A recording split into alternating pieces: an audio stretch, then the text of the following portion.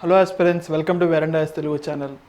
ఈ సిరీస్ వచ్చరికి కంప్లీట్గా డైలీ కరెంట్ అఫైర్స్ కవర్ చేస్తున్నాం. సోర్సెస్ అనేవి చాలా వైడ్గా PIB, Hindu, Indian Express, business line ఇలా డిఫరెంట్ సోర్సెస్ నుంచి సింగిల్ ఏరియాలో సింగిల్ ఎరేనాలో మనం డైలీ కరెంట్ అఫైర్స్ మనం చూడబోతాం. సో 2 ఏప్రిల్ 2026లో కొన్ని ఇంపార్టెంట్ టాపిక్స్ జరిగినాయి అండ్ దానికి సంబంధించిన prelims as well as mains పర్స్పెక్టివ్లో సబ్జెక్ట్ని ఎలా డీల్ చేయాలో మనం చూద్దాం.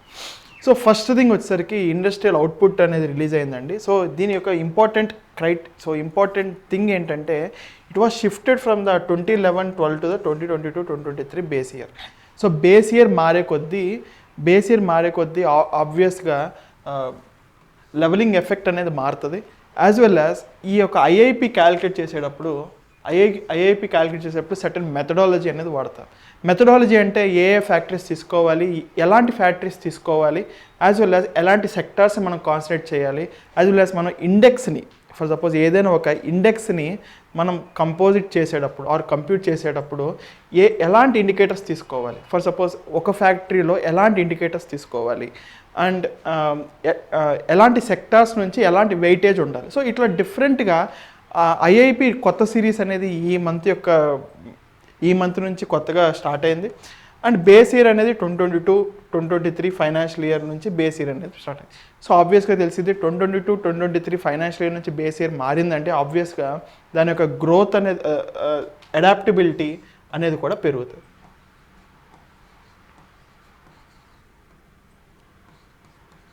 అంటే it's more realistic then 2011-2012. So దీంట్లో మనం అబ్జర్వ్ చేయాల్సింది ఏంటంటే మెయిన్ ఇంపార్టెంట్గా 4.9% పడింది 4.9% పడింది in April 2026 compared to the previous year of 5.8%. దాని ముందల ఇయర్లో ఎంత ఉందంటే ఏప్రిల్ 2024లో 7.3% ఉంది.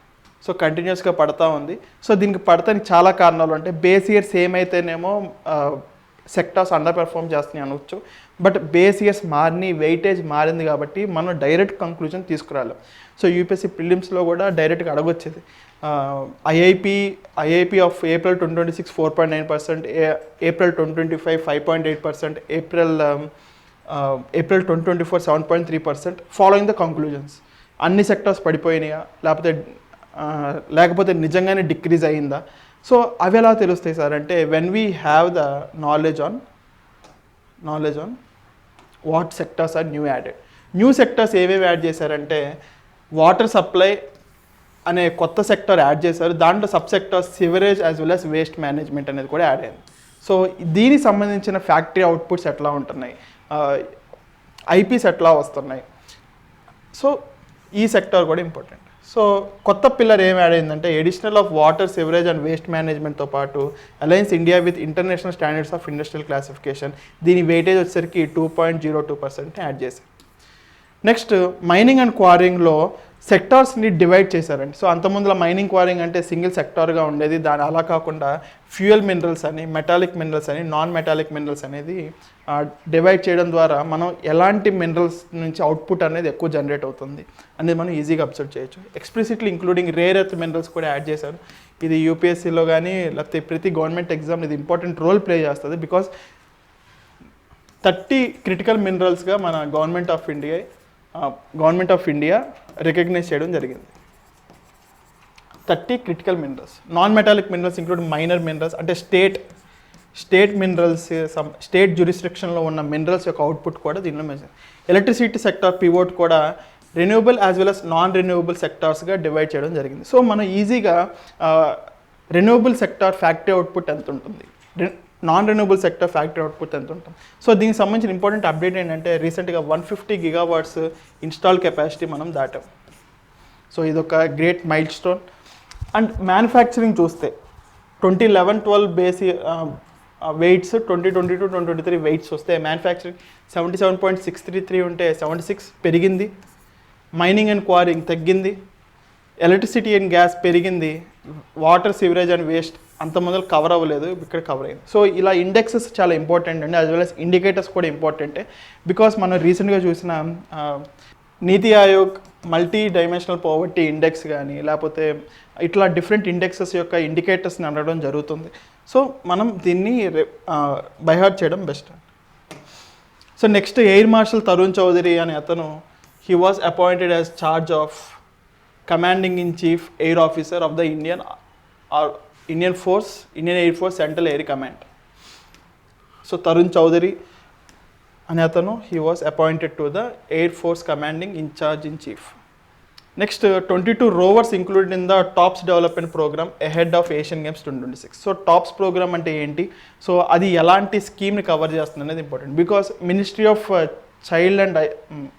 Of sports affairs, youth and sports affairs చాలా తక్కువ ఉంటాయి వాటి నుంచి ఇనిషియేటివ్స్. సో దాంట్లో ఒక ఇంపార్టెంట్ స్కీమ్ ఇన్ టాప్స్. ఈ టాప్స్ యొక్క మెయిన్ ఇంపార్టెంట్ అంటే మనందరికీ తెలుసు, మనం ఒలింపిక్స్లో కంపేర్ టు చైనా కానీ లేకపోతే మెజారిటీ ఆఫ్ ద యూరోపియన్ నేషన్స్తో మనం చాలా వరకు అండర్ పెర్ఫామ్ చేస్తూ ఉంటాం. సో ఆ బ్రిడ్జ్ని క్లోజ్ చేయడానికి లేకపోతే మన యొక్క ఎథ్లీట్స్కి సపోర్ట్ ఇవ్వడానికి ఈ యొక్క టాప్ స్కీమ్ అనేది ఉంది. సో ఈ టాప్ స్కీమ్లో 22 rowersని యాడ్ చేశారు. సో ఆ 22 rowersని టాప్ స్కీమ్లో యాడ్ చేయడం వల్ల వాళ్ళకి ఎలాంటి బెనిఫిట్స్ ఉంటాయి అనేది టాప్ స్కీమ్ యొక్క importance. So TOP scheme it was inaugurated in September 2014. Customised training ఇస్తారు, స్పెషలైజ్డ్ స్టాఫ్ ఇస్తారు, యాజ్ వెల్ అస్ ఫిజియోథెరపిస్ట్ కానీ ఫారెన్ నుంచి వచ్చే ట్రైనర్స్కి కానీ physical trainers, sports psychologist, so వీళ్ళందరినీ యాడ్ చేస్తారు. బికాస్ కంపెనీ కంటిన్యూస్గా లాస్ అండ్ విన్ గేమ్స్ ఉంటాయి కాబట్టి they need not to get they moral down. So వాళ్ళని ప్రొటెక్ట్ చేస్తూ హోలిస్టిక్ డెవలప్మెంట్ చేస్తూ సో మనకి టాప్ స్కీమ్ అని అబ్జర్వ్ చేయొచ్చు. ఎక్విప్మెంట్ అనేది కూడా వరల్డ్ క్లాస్ ఎక్విప్మెంట్ ప్రొవైడ్ చేస్తారు. And imports as well as out of pocket allowance around 50,000 to 25,000 వరకు డిఫరెంట్ కైండ్ ఆఫ్ ప్లేయర్స్కి టాప్ స్కీమ్ ద్వారా ప్రొవైడ్ చేయడం జరుగుతుంది. బికాస్ స్పోర్ట్స్ సెక్టర్ అనేది ఇట్ ఈస్ సో వాలటైల్ అండి. ఎవరికి కూడా స్టాండర్డ్ సోర్స్ ఆఫ్ ఇన్కమ్ రాదు until or unless they got prove. So prove అవ్వక ముందుల వరకు government need to support them in order to have వాళ్ళకంటూ కంపల్సరీగా ఏదో ఒక గ్యారంటీ ఉంటున్నట్టు. సో పేరెంట్స్ కూడా దీనిలోకి అలో చేస్తారు. సో ఇందులో చూస్తే అథ్లీట్స్ని త్రీ పార్ట్స్గా డివైడ్ చేస్తారు. Core group, development group, junior tops. So core group వచ్చేసరికి ఇమ్మీడియట్గా ఉన్న ఒలింపిక్స్కి యాజ్ వెల్ అస్ పారాలింపిక్స్కి టార్గెట్ చేస్తూ ఈ యొక్క కోర్ గ్రూప్ ఉంటుంది. సో ఇమ్మీడియట్గా వీళ్ళు ఈజీ కొట్టగలరు, మెడల్ తీసుకురాగలరు అన్న వాళ్ళని కోర్ గ్రూప్లో పెడతారు. వీళ్ళకి మంత్లీ స్టైపెండ్ వచ్చేసరికి 50,000 ఉంటుంది. అండ్ డెవలప్మెంట్ గ్రూప్ వచ్చేసరికి promising medal prospects of future Olympics, అంటే ఇమ్మీడియట్గా కాకపోయినా ఫ్యూచర్ ఒలింపిక్స్లో receive comprehensive training support 25,000 monthly per annum. Junior TOPS వచ్చేసరికి టాలెంటెడ్ 10 to 12 years ఏజ్ అండి.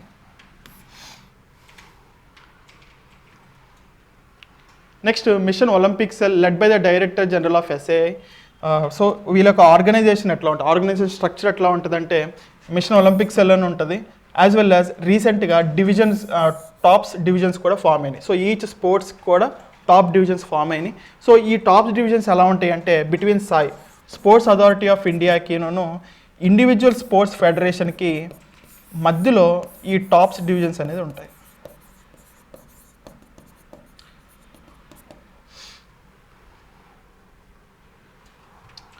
Former athletes, administrators, it approves training plans, speeds up funding, manages the additional removal of athletes based on performance. Next high priority sports మనం observe చేస్తే ఇందులో archery,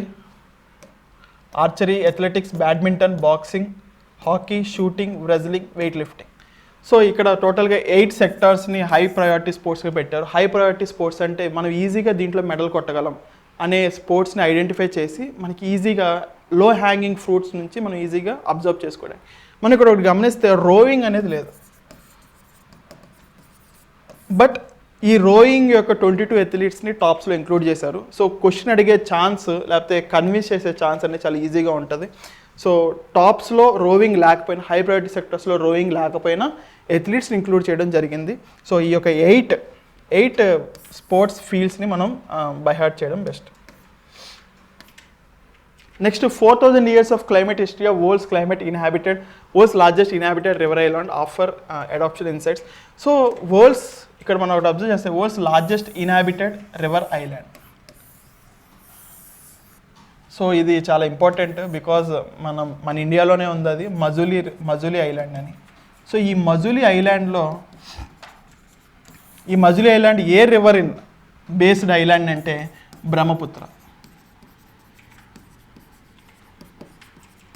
Brahmaputra flowing through the south and east.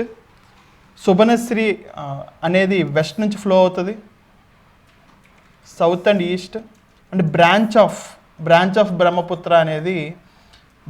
Brahmaputra అనేది నార్త్లో ఉంటుంది. South, east, west. ఈ west river వచ్చేసరికేనేమో Subansiri river. ఈ మధ్యలో ఉండే island Majuli island. So Majuli island is a riverine island formed by the Brahmaputra river. ఈ Brahmaputra river south and east నుంచి ఫ్లో అవుతుంది. దాని నుంచి వచ్చి ఒక డిస్ట్రిబ్యూటరీ మాత్రం నార్త్ నుంచి వెళ్తుంది. యాజ్ వెల్ యాజ్ వెస్ట్ సైడ్లో ఫ్లో అయ్యే రివర్ ఏంటంటే సుబనశ్రీ రివర్.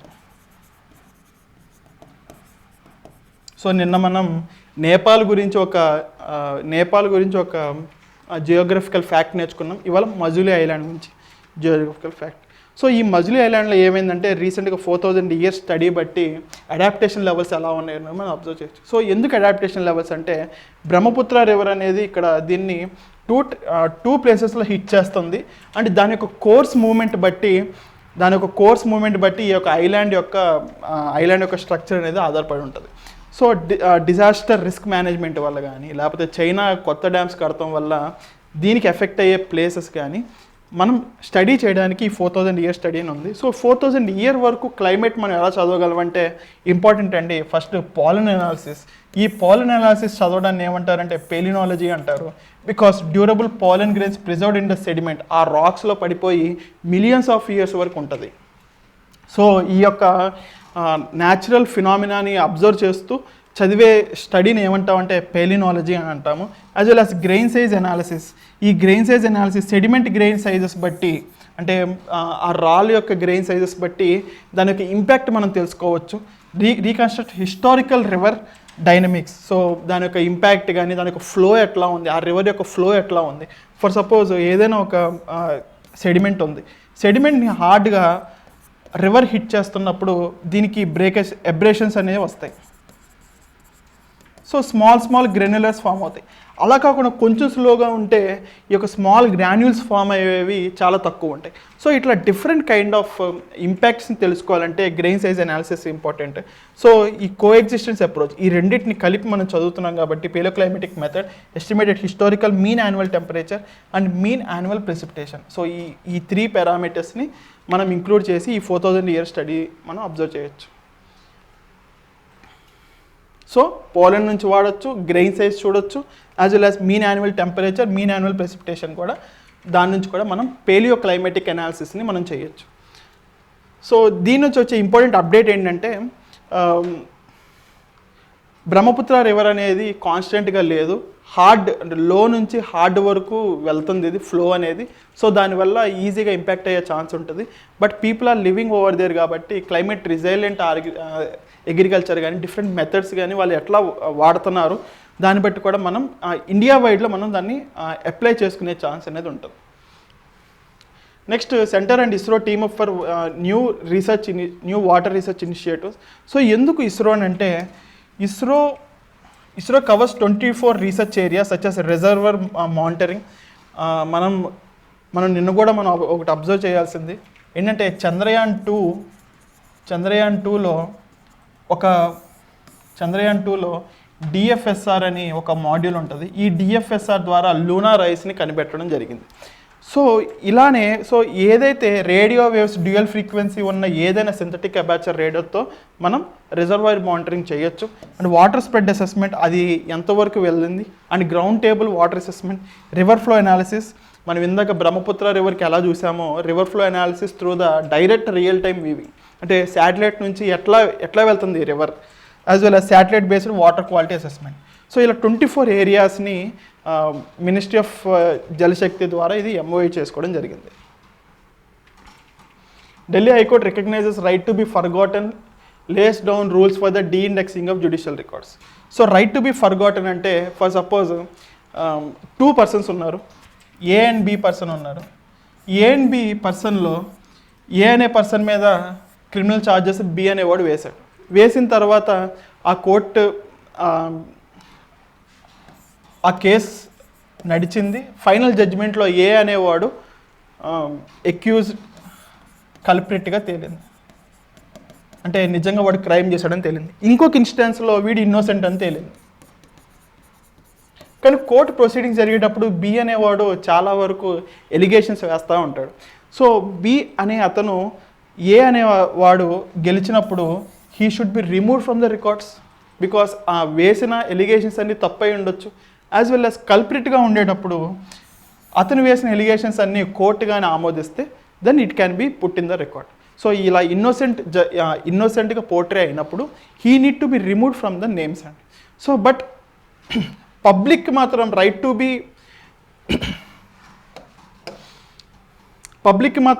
బి ఇన్ఫార్మ్డ్ అనే క్రైటీరియా ఉంటుంది. ఫర్ సపోజ్ ఈ ఏ అనే అతను కంటిన్యూస్గా క్రైమ్స్ చేస్తూ ఉన్నప్పుడు how he can be removed from the రికార్డ్స్లో రిమూవ్ చేస్తే పబ్లిక్ ఎలా తెలుస్తుంది, as well as public police ఆఫీసర్స్కి ఎలా తెలుస్తుంది. So right to be forgotten అనేది మనం చాలా నీట్గా క్లీన్గా అబ్జర్వ్ చేయాలి. సో సుప్రీంకోర్టు దీనికి సంబంధించిన కొన్ని ఇంపార్టెంట్ అప్డేట్స్ని రిలీజ్ చేసింది, ఎస్టాబ్లిష్డ్. సో ఎలాంటి సిచ్యువేషన్స్లో మనం రైట్ టు బి ఫర్గాటన్ని వాడలేమనంటే it is no longer necessary for freedom of expression, required for legal compliance in the public interest. So ఈ 3 క్రైటీరియాలు ఉండేటప్పుడు రైట్ టు బి ఫర్గాటన్ వాడలేము. యాజ్ వెల్ యాజ్ ఎలాంటి టైంలో మనం రైట్ టు బి ఫర్గాటన్ వాడచ్చు అంటే no longer necessary, relevant, incorrect and serves no legitimate interest. And Delhi high court emphasized balancing the right to privacy with public's right to information and transparency. So right to privacy అంటే మనకు గుర్తు రావాల్సింది article 21, as well as judgments like Puttaswamy judgement.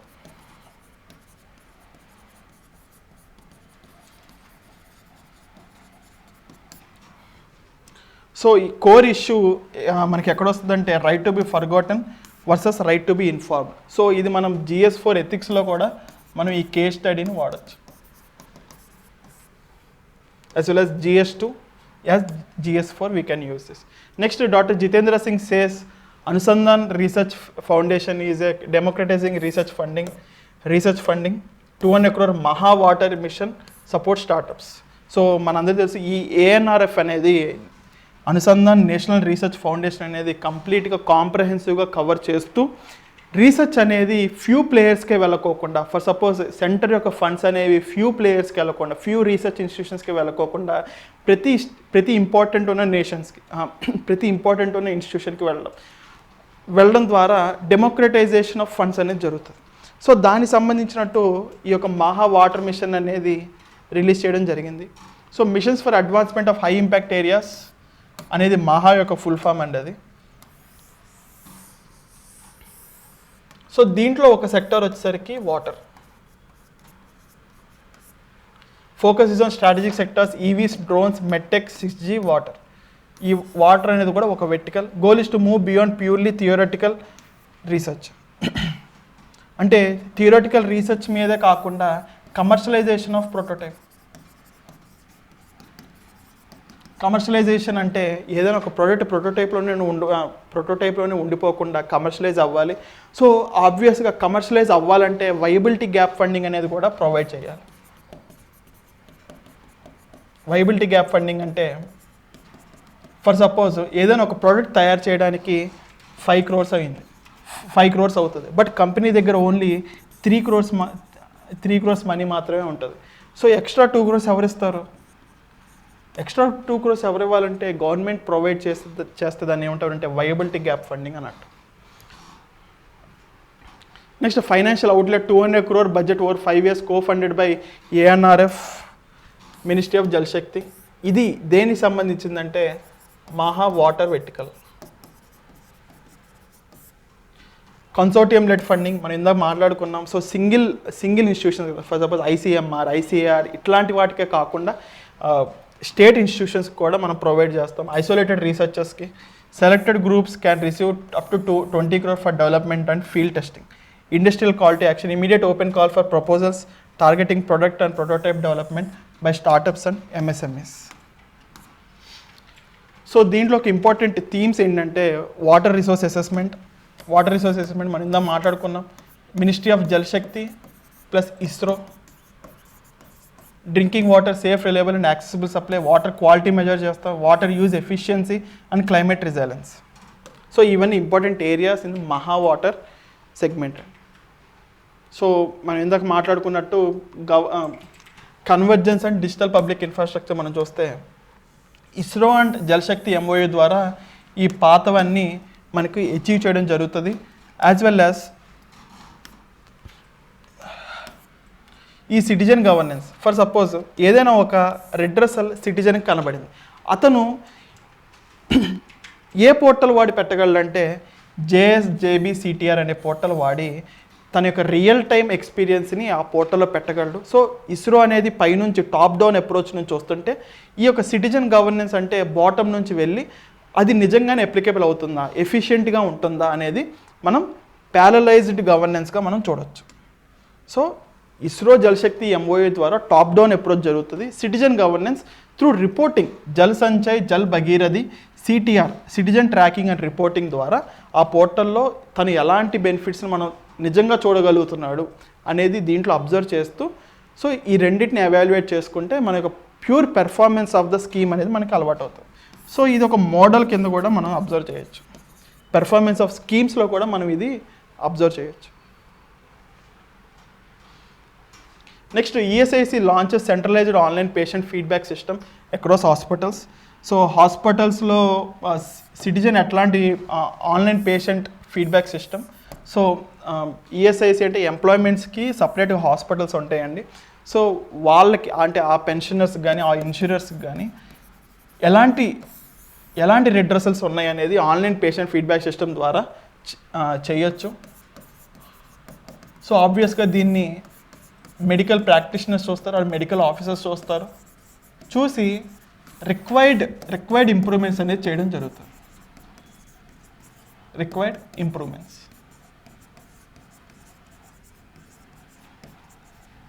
ఇట్లా governance అనేది ఎఫెక్టివ్గా నడుస్తుంది. So ఇది గవర్నెన్స్లో కూడా ఒక కేస్ స్టడీగా మనం రాయొచ్చు. ESIC launches centralized online patient feedback system across hospitals dispensaries to ensure patient-centric healthcare. Next, high-level dialogue of advanced livestock feeding system in BRICS held under India's BRICS chairship. So దీంట్లో important ఏంటంటే ఇది ఏ department conduct చేస్తుందంటే దహద్ అంటే department of animal husbandry and daring hosted the virtual high level dialogue on advanced life stock technology and feed systems. So ఇది ఎందుకు important అంటే similar agriculture oriented countries అండి. For suppose Ethiopia కానీ, Indonesia కానీ, Brazil కానీ ఇవన్నీ కూడా బ్రిక్స్లో part. So వాళ్ళలో నుంచి వచ్చే బెస్ట్ అవుట్పుట్స్ని తీసుకుని సో గ్లోబలైజ్ ఆర్ డెమోక్రటైజ్గా మనం ఎలా చేయాలనేది మనం చూడొచ్చు. సో మనం ఎందుకు ఇది చేస్తున్నానంటే India is assuming the chairship of 2026 of BRICS and so మనం ఈచ్ వెర్టికల్లో ఫర్ సపోజ్ సైబర్ సెక్యూరిటీ కానీ, అగ్రికల్చర్ కానీ, మెరీన్స్ కానీ, సో ఇట్లా డిఫరెంట్ వెర్టికల్స్లో కంప్రెసివ్గా అన్ని సెక్టార్స్ని కవర్ చేస్తూ we need to provide a report. So dialogue was held under BRICS agriculture working group. It brought together policymakers and experts from the BRICS nations, Brazil, China, Ethiopia, Indonesia and FAO, international bodies like FAO. So best practices ni మనం disseminate చేయాలి, వేరే కంట్రీస్కి కూడా మనం disseminate చేయాలి. Goal was to promote cooperation and share best practices in livestock technology, animal nutrition and sustainable development. So మనం ఇబ్బంది పడేది ఏంటంటే లో productivity, feed shortages, diseases, climate vulnerability. So ఇవన్నీ మనకి యొక్క impediments in animal husbandry and dairy. So ఈ యొక్క 4 points అనేది it's not from any other source అండి, బట్ డైరెక్ట్గా మినిస్టర్ అనే శ్రీ శివరాజ్ రాజన్ సింగ్ అనే వాళ్ళు చెప్పడం జరిగింది. కాబట్టి we need to remember these things. So minister of education observes world no tobacco facilitates winners towards a tobacco free generation school challenge 2025. So the campaign ఏంటంటే towards a tobacco free generation school challenge 2025. దీన్ని ఎవరు conduct చేస్తారంటే ministry of education. So ఇలా డైరెక్ట్గా దీంట్లో involve అయిన institutions అంటే different kind of participants ఎవరంటే states and UTs, representatives from states and UTs, స్కూలెట్స్, as well as NCERT, NVS and KVs, Kendriya Vidyalayas. So వాళ్ళ నుంచి కూడా ఈ యొక్క పార్టిసిపేషన్ అనేది మనం అబ్జర్వ్ చేయొచ్చు. నెక్స్ట్ థింగ్ వచ్చేసరికి Indian women energise a new trade gateway through the landmark CEPA. So ఈ సిఈపిఏ అనేది ఫస్ట్ టైం మనం ఎక్కడ అగ్రిమెంట్ చేసుకున్నాం అంటే December 18, 2025 మస్కట్లో మనం అగ్రిమెంట్ చేసుకున్నాం. బట్ దీని యొక్క రూల్స్ అనేవి దీని యొక్క ఫోర్స్బుల్ అనేది June 1, 2026 నుంచి వస్తున్నాయి. And India is the second nation with the women and so women ఇలాంటి ఒక సిఏపిఏ అగ్రిమెంట్ వేరే ఏదైనా కంట్రీతో చేసిందంటే యూఎస్ఏతో చేసింది. సెకండ్ కంట్రీ వచ్చేసరికి ఇండియానే. అండ్ బైలెటరల్ ట్రేడ్ ఇప్పటివరకు ఎంత ఉందంటే 11.18 బిలియన్ ఫైనాన్షియల్ 2025-26. ప్రీవియస్ ఇయర్లో ఎంత ఉందంటే 10.61 బిలియన్ అండి. సో 1.1 అరౌండ్ 1.5 బిలియన్ అనేది ట్రేడ్ అనేది పెరిగింది. So next women is the second largest Gulf trading partner. So women అనేది సిఈపిఏ ఇండియాతోనే కాకుండా ఇండియా అనేది జీసీసీ కంట్రీస్లో ఉమెన్ సెకండ్ హైయెస్ట్ ఉంది. And CEPA grants immediate zero duty access for 99.38%, 15.33%. So 15.33% ఉన్న zero duty access అనేది 99.38% గూడ్స్కి వెళ్ళింది. సో అది చాలా హ్యూజ్ అండి అది, because majority of the Indian exports అనేవి డ్యూటీ ఫ్రీగా అక్కడికి వెళ్ళబోతున్నాయి. The pact leverages Oman's key logistics hubs Sohar, Duqm and Salalah. So ఈ యొక్క key logistics hubs Sohar, Duqm and Salalah. So ప్రిలిమ్స్కి ఎప్పుడైనా సరే ఇలాంటి ఒక నేమ్స్ కనబడితే మనం పక్కన రాసుకోవడం బెస్ట్. ఎందుకంటే Sohar and Duqm, Salalah belongs to which country అని అడగొచ్చు. Or recently seen in news belongs to which area అని అడగొచ్చు. విచ్ ఏరియా అంటే లాజిస్టిక్స్ పార్ట్స్, విచ్ కంట్రీ అంటే Oman. Enforcing India's commercial presence across South Asia, Gulf and East Africa. So ఇవన్నీ different kind of sectors అంటే అవి ఎలా effect అవుతున్నాయి. So so ఆబ్వియస్గా ఒక కంట్రీ ఆల్రెడీ సర్టిఫై చేస్తుంది ఒక ప్రోడక్ట్. ఫర్ సపోజ్ ఇండియా ఉంటుంది, ఇండియా ఒక ప్రోడక్ట్ని సర్టిఫై చేసి ఒక సర్టిఫికేట్ని ఇష్యూ చేస్తుంది. సో ఆబ్వియస్గా వేరే కంట్రీ ఫాస్ట్గా ఉండాలంటే, ఫర్ సపోజ్ ఉమెన్ అనేది ఫాస్ట్గా ప్రోడక్ట్ని తీసుకోవాలంటే మనం చేసిన సర్టిఫికేట్ని వాళ్ళు కూడా యాక్సెప్ట్ చేయాలి. సో ఇట్లా సర్టిఫికేట్ యాక్సెప్టెన్స్ అనేది జరిగితే మూమెంట్ ఆఫ్ గూడ్స్ అనేవి ఫాస్ట్గా ఉంటాయి, as well as movement of services కూడా ఫాస్ట్గా ఉంటాయి. సో అలానే మనం అబ్జర్వ్ చేస్తే women formally recognises India's NPOP organic certification as well as products like approved by global regulators USFDA, EMA, UKM, MHRA, TGA. So ఇలాంటివి అంటే సర్టిఫికేషన్స్ ఆల్రెడీ మన ఇండియాలో అప్రూవ్డ్ అయిన ప్రొడక్ట్స్ని మళ్ళీ రీసర్టిఫై చేయకోకుండా ఏవైతే సర్టిఫికేట్స్ ఉన్నాయో దాన్ని మేము యాక్సెప్ట్ చేస్తాము అని చెప్పి ఈ యొక్క సిఈపిఏలో చెప్పడం జరిగింది. So India's exports inspection council cutting out duplicative testing.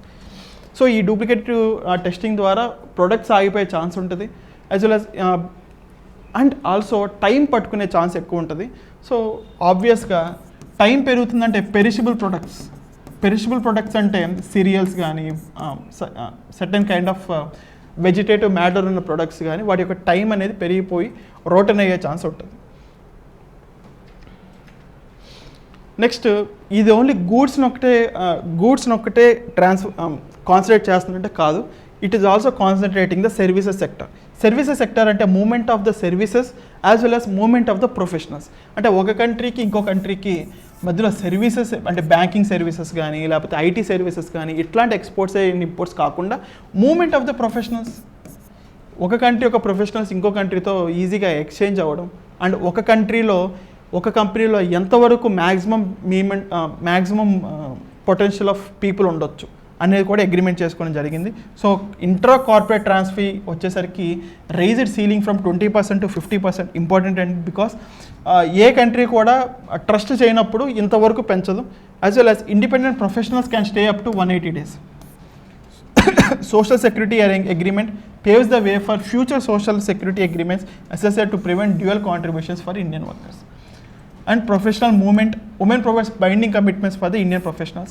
So movement of the professionals కూడా ఇంపార్టెంట్ అండ్ వాళ్ళకి సంబంధించిన రెగ్యులేషన్స్ అనేది కూడా important.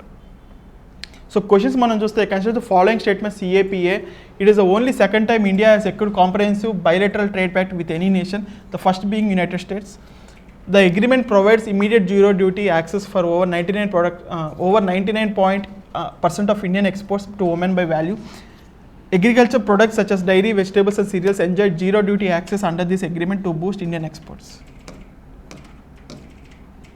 With reference to newly revised of IIP 2023 series, a new broad sector titled Water Supply, Sewerage and Waste Management has been officially incorporated to index. Statement 2, the electricity sector compilation is now structurally divided based on renewable and non-renewable generation sources. Statement 3, the industrial output classification under this new series is based on the new industrial classification NIC 2008.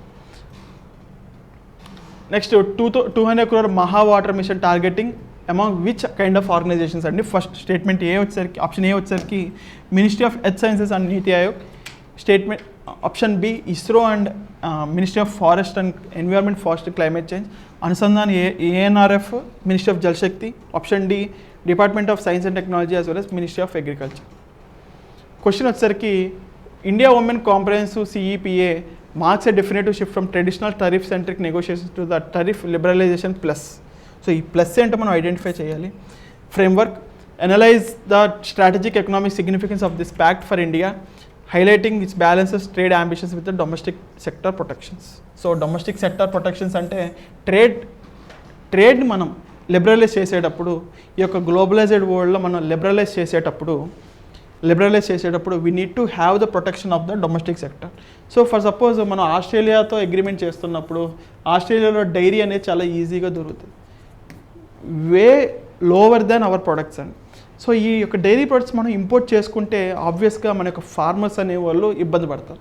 So ఈ యొక్క sector మనం protect చేసుకోవాలి. So అట్లా different సెక్టర్స్ని ఏ సెక్టర్స్ని protect చేసుకున్నారు అంటే ఎందుకు చేసుకున్నారు అంటే ప్లస్ అంటే మూమెంట్ ఆఫ్ ద ప్రొఫెషనల్స్ కానీ వాళ్ళకి దొరికిన సెక్యూరిటీ కానీ. సో ఇవన్నీ కూడా మనం అబ్జర్వ్ చేయాలి. సో వీటి ఆన్సర్స్ అనేవి మీరు కంప్లీట్గా సాల్వ్ చేయండి. If you are not able to do it, please ఆ టాపిక్కి మీరు వెనక్కి వెళ్ళి ఆ టాపిక్ మొత్తం చూసి you can solve this question.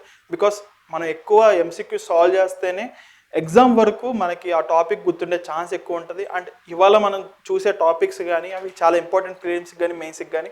So hope you like this video. మీకు కానీ ఈ వీడియో నచ్చినట్టయితే please like, comment and share.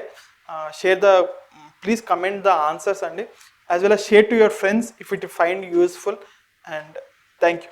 Veranda IAS, where your dream becomes reality.